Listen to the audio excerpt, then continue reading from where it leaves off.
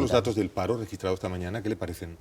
Bueno, me parecen el desmentido de lo que fue un spot publicitario. El spot publicitario que pretendía convencer a la gente de que, pese a que la gente seguía viviendo en condiciones durísimas, se suponía que ya estábamos alumbrando una cierta salida, pasando por encima de cosas, por otra parte, que todo el mundo sabe. La estacionalidad de un tipo de contratación, igual que hasta qué punto la extensión de la precariedad a veces aumenta la cantidad de gente trabajando porque reparte la miseria, no porque reparta el trabajo, sino porque hace que haya mucha gente trabajando, según el Eurostat, un 12% de trabajadores pobres, a lo que se suma los reflejos, en este caso en los datos del paro, pues no solo de que la manera de salir de la crisis está siendo injusta porque hace cargar los pesos y los costes sociales sobre las mayorías que no produjeron esta situación, sino que además está siendo ineficaz. Cuando uno recorta y cuando uno asfixia la economía, no se sale de la crisis, sino que se empeora la situación para la mayor parte de la gente. Señor Errejón, ¿en qué punto está el desarrollo de esa Asamblea Ciudadana Si se puede? Se celebró el primer encuentro presencial en el Palacio de Vistalegre, se votaron los documentos de los que vamos a tener ocasión de hablar con detalle y ahora están en el proceso de presentación todavía, ¿no?, de candidatos hasta mañana. Sí, desde el lunes hasta mañana miércoles se están presentando candidatos tanto a la Secretaría General como al Consejo Ciudadano, que va a ser el gran órgano, digamos, de dirección política, de decisión política en Podemos. Eso se votará del día 10 al día 14, lo podrán votar como siempre hacemos todo el mundo que quiera registrarse en la página y votar. Seguirá siendo una votación abierta en manos de toda la ciudadanía que quiera participar en ella y el día 15 de noviembre habrá elegido, por tanto, un Consejo Ciudadano, es decir, una dirección y una Secretaría General. Es decir, se habrán conformado los órganos estatales de dirección política de Podemos. ¿Usted espera que gane esa Secretaría General Pablo Iglesias, supone? Sí, yo creo que hay que ver cuánta gente se presenta, pero es verdad que el proceso que mencionabas antes de la elección de los documentos organizativos, ético y político se saldó en una votación de más de 112.000 personas con un 80% de respaldo a los documentos que Pablo y otros compañeros, entre los que me cuento, defendíamos. ¿Y usted sabe qué cargo tendrá en la organización de Podemos? No lo sé. Yo me presentaré al Consejo Ciudadano y yo me he ofrecido para seguir desempeñando labores similares a las que he venido desarrollando hasta ahora de dirección de la campaña electoral en el caso de las europeas y de digamos, estrategia política. Si le parece, nos gustaría, en efecto, comentar un poco esos documentos elegidos por muy amplia mayoría de esos 112.070 votantes, a lo que usted hacía referencia ahora mismo. A ver, empezamos por el organizativo, del que quizá es el que más hemos sabido, en principio, un solo secretario general y no concurrencia a las municipales. ¿Es lo fundamental del documento organizativo? El de no concurrencia a las municipales iba en el documento, era parte de la hoja de ruta política. Ah, bien, de acuerdo. En el organizativo, lo que decíamos fundamentalmente era cuál iba a ser la estructura, el organigrama con el que Podemos repartiera las responsabilidades y la toma de decisiones. Bien, y de los documentos político y ético, ¿por cuál empezamos? Bueno, ético. En el ético lo que nos hemos dotado es de un corsé rígido y queríamos que fuera así. Nos hemos dotado de un conjunto de regímenes de incompatibilidades y de controles que nos evitaran repetir algunos errores de los que nos han precedido. No porque nos creyéramos mejor que nadie, pero sí porque creíamos que tenemos la capacidad de aprender de algunos errores pasados. Y hemos querido hacer un código ético que nos blinde frente a las malas prácticas y frente a la corrupción. Es verdad que eso en algunos casos puede hacer alguna toma de decisiones un poco más complicada, que necesite un poco más, darle un par de vueltas, pero hemos querido ponernos filtros muy, muy fuertes para decirle a todo el mundo, en Podemos cabe todo el mundo, pero no cabe cualquier cosa. Esto no se va a convertir en un collage de quienes quieran seguir viviendo de la política, no como servicio público, sino como una especie de que te ha tocado la lotería y que eres representante público y eso es casi un negocio privado. Y nos hemos querido dotar, ya te digo, de unas normas muy rígidas, muy serias, de incompatibilidades que construyan hacia adentro lo que luego decimos hacia afuera. ¿Nos puede poner algún ejemplo de esas normas que pueda de algún modo resumir el contenido ético de ese documento? Bueno, tiene que ver, por ejemplo, una de las cosas más discutidas fue la incompatibilidad de la doble militancia. Nosotros estamos encantados de recibir gente que venga de cualquier otra formación o de ninguna formación, pero uno no puede estar desempeñando funciones o cargos en diferentes cosas, así como la incompatibilidad de la doble, no militancia, sino actividad en los ámbitos privado y público cuando se toquen, cuando uno aspire a regular en el ámbito público aquello donde trabaja en el ámbito privado, porque ahí fácilmente podría haber una dificultad de compatibilidades. Por lo que respecta al documento político, en el documento político discutíamos sobre cómo encarar un año que nos parecía decisivo no para Podemos, sino para la historia de España. Nos parecía que es un año en el que puede haber cambio político, un año en el que mucha gente que viene de los partidos tradicionales o de la abstención ha abandonado la resignación y, por tanto, un año en el que teníamos que estar a la altura. Teníamos que ser capaces de hacer frente a las expectativas y a la ilusión de mucha gente. Y para eso había que plantearse cómo libramos las disputas municipal, autonómica donde las haya en mayo y generales si eventualmente son en noviembre de 2015 o cuando sean en febrero de 2016 si parece que el gobierno las consigue retrasar, como algunos dicen. ¿Y qué decidimos? Decidimos a las municipales, vamos en candidaturas municipalistas donde las haya, en agrupaciones vecinales donde las haya, que no sean solo suma de letras, que no sean solo sopas de siglas de los partidos viejos, donde sean candidaturas de Unidad Popular y Ciudadana, vamos en esas candidaturas a las municipales. En las autonómicas, con marca propia, con papeleta de Podemos, y en las generales, por supuesto, con papeleta de Podemos. Estamos a la espera, ya sabe, del barómetro del CIS, que se anuncia para esta semana. Bueno, se anunciaba para ayer, ya saben que quedó... Deben estar haciendo horas extras. Quedó retrasado precisamente por la dificultad, se decía, de aplicar a Podemos determinados criterios que permitiesen convertir la intención directa de voto en voto estimado. Claro. ¿Verdad? Yo le pregunto, no sé si vio el sondeo del Metroscopia para el País este fin de semana. ¿Podemos está preparado para gobernar en España? Te empiezo contestando por lo primero, o matizando lo primero. Es un sondeo con el que creo que hay que ser muy cautos. Primero, viene en un momento que es un tiempo político muy acelerado, en el que los números envejecen muy rápido y en el que no se sabe qué nuevo caso de descomposición institucional y moral saldrá la semana siguiente. Por lo tanto, hay que tomarlo, si siempre hay que tomarlo con pinzas, hay que tomarlo más. Y además es una encuesta de 1000 entrevistas con un margen de error de más o menos 3%. Por tanto, extrema prudencia. Es una foto en un momento muy acelerado de la política española. Con respecto a lo segundo, Podemos lo que está haciendo en gran medida es concitar en torno a sí a muchos profesionales que han ido dando un paso atrás en la política y en la prestación del servicio público. Mucha gente que nos dice, yo querría cambiar algunas leyes, pero solo con que me dejaran hacer mi trabajo bien, sin necesidad de enchufismos, sin necesidad de mirar para otro lado, sin tenerme que callar cosas, solo con que me dejaran hacer eso, ¿cuántas cosas cambiarían? Si tuviéramos que hacer ese reto solos, te diría, tenemos que trabajar más. Si podemos hacer ese reto con muchos sectores profesionales capacitados de la sociedad civil, yo te diría que sí, que estamos a la altura, pero que hay que tomar con extrema prudencia las encuestas. Sobre todo, ¿por qué? Porque yo creo que las encuestas a veces generan este efecto como de carrera de caballos, en los que parece que nos fijamos más en quién adelanta, qué partido adelanta, cuando lo fundamental que están mostrando las encuestas es el desgaste, el cierre de un ciclo político viejo y la posibilidad de apertura de un nuevo ciclo político. Pero eso está por confirmarse y lo tienen que hacer los ciudadanos con su trabajo cotidiano y en las urnas. ¿Cuál es el quehacer político más importante de ese tiempo nuevo que a su juicio se abre? Recuperar la democracia en nuestro país. Y eso puede sonar muy fuerte. ¿Cómo recuperar la democracia si tenemos derechos civiles y votamos? Es muy importante tener derechos civiles y votar. Es una conquista que costó mucho, que mucha gente se tuvo que dejar la vida por ella y que hay que defender, por supuesto.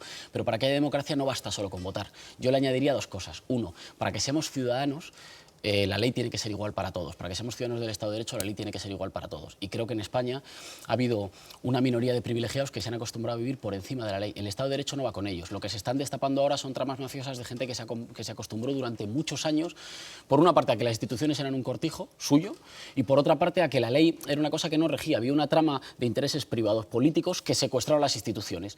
Por encima de lo que sucediera en las urnas, con independencia de lo que sucediera, algunos conseguían siempre que las leyes y las instituciones funcionaran a su favor. Y la segunda es una cuestión de derechos sociales. Para ser ciudadano uno no puede vivir con miedo al desahucio, al paro, a no tener con qué llenar la nevera. Aunque tenga derecho a voto, que insisto es muy importante, hace falta también tener condiciones materiales para no vivir con miedo, porque cuando uno vive con miedo es más siervo que ciudadano. Y por tanto creemos que estamos ante la necesidad, bueno, como sociedad madura, de decir, se cierra un ciclo. Y es la sociedad española la que tiene que decidir democráticamente cuáles van a ser los hechos fundamentales que redibujen el contrato social para el nuevo ciclo, sin miedo, sin traumas, sin gritos, sin nervios, como una cosa normal, una sociedad madura que decide, bueno, hay muchas cosas buenas del pasado que hemos heredado y hay cosas que no dan más de sí y que podemos transformar porque la soberanía reside en el pueblo. Ese redibujado que usted plantea del contrato social se puede enunciar como proceso constituyente? Sí, nosotros hemos dicho que queremos ir hacia un proceso constituyente y eso por una razón fundamental, porque nos parece que la Constitución del 78 ha sido convertida en algunos aspectos en papel mojado. ¿Y por quién ha sido convertida en papel mojado? Por las élites, por quienes nos decían que era un pacto que no se podía tocar, era como un jarrón chino que si se tocaba se rompía, y sin embargo les vimos, por ejemplo, reformarla aceleradamente y sin preguntarle a nadie en el artículo 135 para que tuviera prioridad el pago de la deuda por encima de cualquier tipo de inversión social, lo cual, de nuevo, no solo es injusto y no solo atenta contra la soberanía nacional, sino que además es marcadamente ineficaz. Si se le deja a los acreedores decidir cuál va a ser el camino por el cual salimos de la crisis, los acreedores van a elegir el camino por el cual se incrementen los intereses de la deuda, sigamos pagando y, por tanto, nos sigamos empobreciendo y se sigan enriqueciendo otros. Yo creo que sí hay que ir a una redefinición del contrato social. Eso sí que implica un proceso constituyente, pero en lo concreto y en lo inmediato implica recuperar que las instituciones puedan volver a estar al servicio del interés general y no de unos pocos. Fíjate que es una cosa como muy poco, digamos, que es una cosa muy de sentido común, es una cosa muy normal la que estamos diciendo. Pero hemos llegado a un momento dramático en nuestro país en el que decir cosas de estas, de sentido común, cosas extraordinariamente normales que todo el mundo puede entender, se ha convertido casi en un... ha agitado el panorama político español y lo ha acelerado y ha puesto a algunos muy nerviosos. Es un síntoma de la situación, creo, terrible en la que estamos. Debo entender que no es el primer objetivo que se marca Podemos para el caso de tener responsabilidad de gobierno en España, esa del proceso constituyente. Eso sería para más adelante, ¿entiendo esto?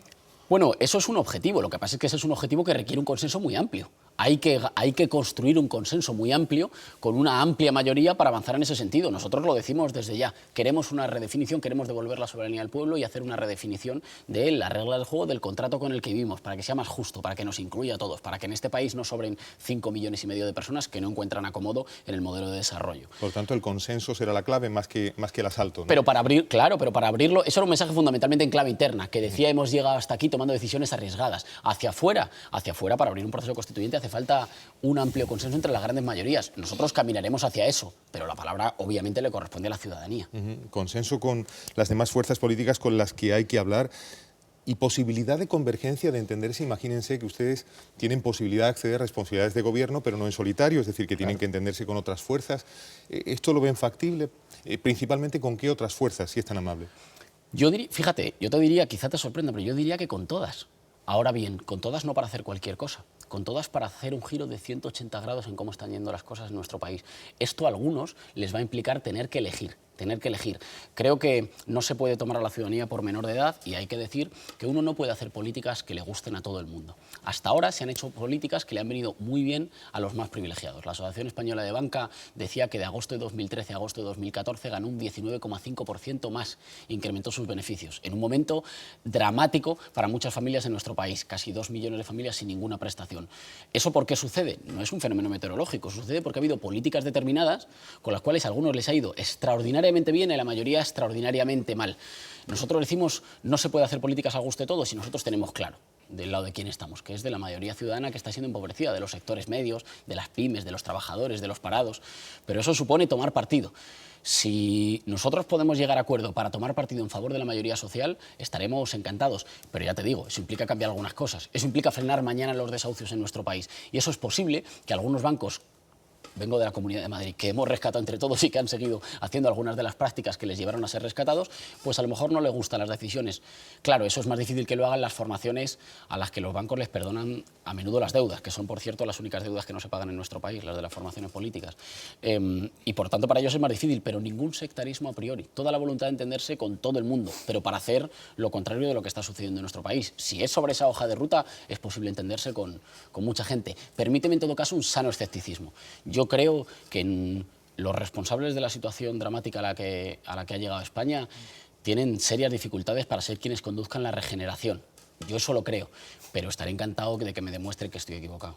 Es decir, que es posible entenderse con Izquierda Unida preferentemente, desprendo de su reflexión, porque si me habla de formaciones que estén dispuestas a luchar de inmediato por el fin de los desahucios. Empecemos por lo más situado, digamos, a la izquierda en el espectro ideológico. ¿Con Izquierda Unida sería el entendimiento preferente o no? Es posible, con quien determinen. Por una parte, en nuestro caso, van a ser los ciudadanos quienes decidan todas las alianzas electorales. Vamos a someterle a la gente todas las alianzas, pero no a la gente, a los militantes de Podemos. Vamos a someterle a la ciudadanía todas las alianzas no electorales. Vamos a ir con la marca propia, pero postelectorales en los sitios donde puedan determinar la formación de gobiernos. Pero ahí no nos cerramos. Fíjate que nuestro electorado viene de lugares muy diferentes. Nuestro electorado viene fundamentalmente de gentes que hasta ayer estaban votando los dos principales partidos del régimen del 78. ¿Por qué dice régimen? ¿Esa palabra la emplea en sentido, digamos, semántico puro o con connotación histórica? Quiero decir, régimen significa conjunto de reglas, ¿vale para lo que queramos? Sí, lo empleo. Yo soy doctor en ciencia política y en ciencia política un régimen no tiene connotación necesariamente autoritaria. Aquí nos hemos acostumbrado a que al hablar de régimen parece que hablamos del anterior. Me refiero al régimen del 78, que es un régimen democrático en el cual ha habido un estrechamiento de la democracia en los últimos años. Pero me refiero en términos parecía que decían ustedes el régimen, con la connotación de régimen dictatorial. No, ninguna voluntad de asimilarlo al anterior, Ajá. pero sí de describir un conjunto de instituciones, normas y cultura política que creemos que ahora entra en crisis. Qué buena aclaración. Por cierto, ¿con el PSOE también podrían entenderse o eso es más difícil? Podríamos. Creo que el Partido Socialista toma decisiones que no gustan ni a la mayor parte de sus votantes y, por tanto, que debe corregir el rumbo. Pero corregir el rumbo no es remangarse la camisa ni hacer operaciones de marketing político. Corregir el rumbo es corregir el rumbo. Es decir, girar las políticas y empezar a hacer políticas no para los privilegiados, sino para los ciudadanos. Si quieren corregir el rumbo, es posible que nos encontrásemos. Pero para eso hay que dar un giro para ser parte más de la solución que del problema. Si tampoco es descartable que pudieran entenderse con el Partido Popular, no puede, digamos, leerse la postura política a priori de Podemos en el sentido de decir, pactaremos con los que mejor situados estén, lo que queremos es gobernar.